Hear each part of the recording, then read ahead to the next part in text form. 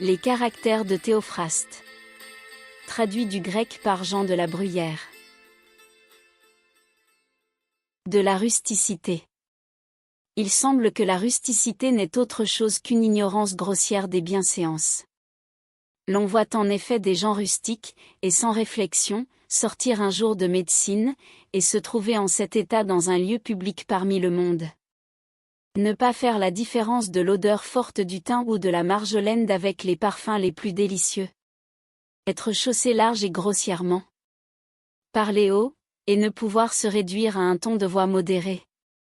Ne se pas fier à leurs amis sur les moindres affaires, pendant qu'ils s'en entretiennent avec leurs domestiques, jusqu'à rendre compte à leurs moindres valets de ce qui aura été dit dans une assemblée publique. On les voit assis, leurs robes relevées jusqu'aux genoux et d'une manière indécente. Il ne leur arrive pas en toute leur vie de rien admirer, ni de paraître surpris des choses les plus extraordinaires que l'on rencontre sur les chemins. Mais si c'est un bœuf, un âne, ou un vieux bouc, alors ils s'arrêtent et ne se lassent point de les contempler. Si quelquefois ils entrent dans leur cuisine, ils mangent avidement tout ce qu'ils y trouvent, boivent tout d'une haleine une grande tasse de vin pur. Ils se cachent pour cela de leurs servantes, avec qui d'ailleurs ils vont au moulin, et entrent dans les plus petits détails du domestique. Ils interrompent leur souper, et se lèvent pour donner une poignée d'herbe aux bêtes de charrue qu'ils ont dans leurs étables. Heurte-t-on à leur porte pendant qu'ils dînent, ils sont attentifs et curieux. Vous remarquez toujours proche de leur table un gros chien de cour qu'ils appellent à eux, qu'ils empoignent par la gueule, en disant « Voilà celui qui garde la place », qui prend soin de la maison et de ceux qui sont dedans. Ces gens, épineux dans les paiements que l'on leur fait, rebutent un grand nombre de pièces qu'ils croient légères, ou qui ne brillent pas assez à leurs yeux, et qu'on est obligé de leur changer. Ils sont occupés pendant la nuit d'une charrue, d'un sac, d'une faux, d'une corbeille, et ils rêvent à qui ils ont prêté ces ustensiles. Et lorsqu'ils marchent par la ville. Combien vaut, demande-t-il au premier qu'ils rencontrent, le poisson salé? Les fourrures se vendent-elles bien? N'est-ce pas aujourd'hui que les jeux nous ramènent une nouvelle lune? D'autres fois ne sachant que dire, ils vous apprennent qu'ils vont se faire raser, et qu'ils ne sortent que pour cela.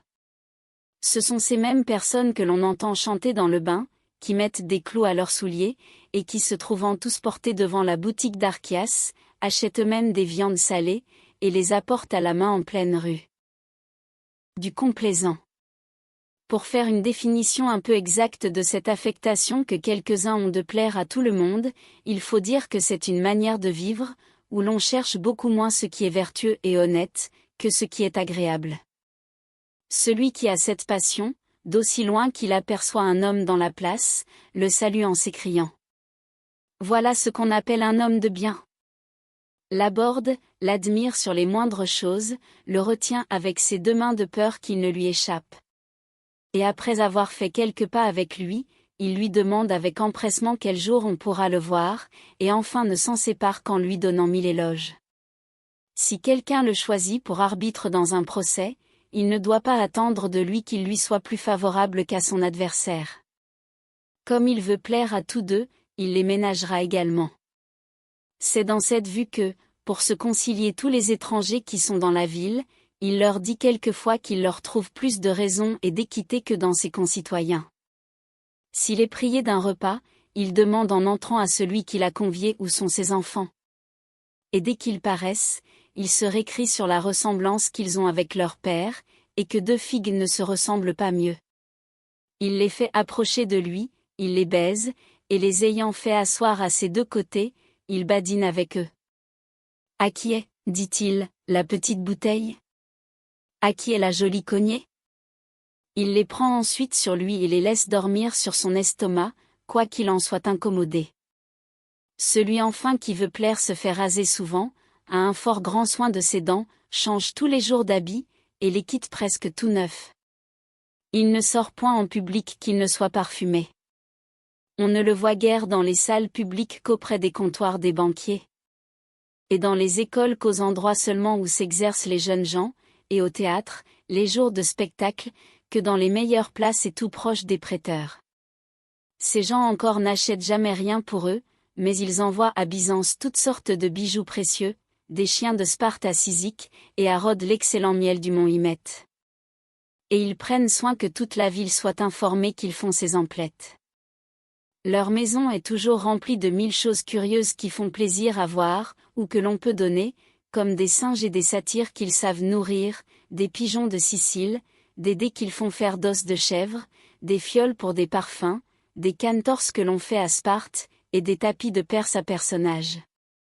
Ils ont chez eux jusqu'à un jeu de paume, et une arène propre à s'exercer à la lutte. Et s'ils se promènent par la ville, et qu'ils rencontrent en leur chemin des philosophes, des sophistes, des escrimeurs ou des musiciens, ils leur offrent leur maison pour s'y exercer chacun dans son art indifféremment.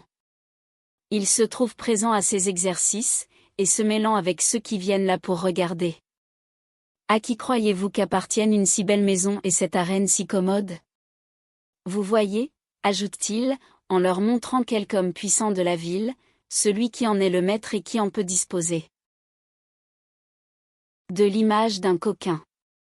Un coquin est celui à qui les choses les plus honteuses ne coûtent rien à dire ou à faire, qui jure volontiers et fait des serments en justice autant que l'on lui en demande, qui est perdu de réputation, que l'on outrage impunément, qui est un chicaneur de profession, un effronté, et qui se mêle de toutes sortes d'affaires. Un homme de ce caractère entre sans masque dans une danse comique, et même sans être ivre, et de sang-froid, il se distingue dans la danse la plus obscène par les postures les plus indécentes. C'est lui qui, dans ces lieux où l'on voit des prestiges, s'ingère de recueillir l'argent de chacun des spectateurs, et qui fait querelle à ceux qui, étant entrés par billet, croient ne devoir rien payer. Il est d'ailleurs de tout métier. Tantôt il tient une taverne, tantôt il est suppôt de quelque lieu infâme, une autre fois partisan. Il n'y a point de sale commerce où il ne soit capable d'entrer, vous le verrez aujourd'hui crieur public, demain cuisinier ou brelandier.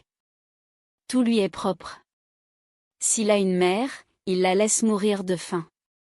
Il est sujet au larcin, et à se voir traîner par la ville dans une prison, sa demeure ordinaire, et où il passe une partie de sa vie. Ce sont ces sortes de gens que l'on voit se faire entourer du peuple, appeler ceux qui passent et se plaindre à eux avec une voix forte et enrouée, insulter ceux qui les contredisent. Les enfants de la presse pour les voir, pendant que les autres, contents de les avoir vus, se dégagent et poursuivent leur chemin sans vouloir les écouter. Mais ces effrontés continuent de parler. Ils disent à celui-ci le commencement d'un fait, quelques mots à cet autre. À peine peut-on tirer de la moindre partie de ce dont il s'agit. Et vous remarquerez qu'ils choisissent pour cela des jours d'assemblée publique, où il y a un grand concours de monde, qui se trouve le témoin de leur insolence. Toujours accablés de procès, que l'on intente contre eux ou qu'ils ont intenté à d'autres, de ceux dont ils se délivrent par de faux serments comme de ceux qui les obligent de comparaître, ils n'oublient jamais de porter leur boîte dans leur sein, et une liasse de papier entre leurs mains. Vous les voyez dominés parmi de vils praticiens, à qui ils prêtent à usure, retirant chaque jour une obole et demie de chaque drachme. Fréquenter les tavernes, parcourir les lieux où l'on débite le poisson frais ou salé, et consumer ainsi en bonne chère tout le profit qu'ils tirent de cette espèce de trafic. En un mot, ils sont querelleux et difficiles, ont sans cesse la bouche ouverte à la calomnie, ont une voix étourdissante, et qu'ils font retentir dans les marchés et dans les boutiques. Du grand parleur. Ce que quelques-uns appellent babile, est proprement une intempérance de langue qui ne permet pas à un homme de se taire. Vous ne comptez pas la chose comme elle est, dira quelqu'un de ces grands parleurs à quiconque veut l'entretenir de quelque affaire que ce soit. J'ai tout su, et si vous vous donnez la patience de m'écouter, je vous apprendrai tout. Et si cet autre continue de parler? Vous avez déjà dit cela, songez, poursuit-il, à ne rien oublier. Fort bien, cela est ainsi, car vous m'avez heureusement remis dans le fait. Voyez ce que c'est que de s'entendre les uns les autres. Et ensuite. Mais que veux-je dire? Ah! J'oubliais une chose. Oui, c'est cela même, et je voulais voir si vous tomberiez juste dans tout ce que j'en ai appris.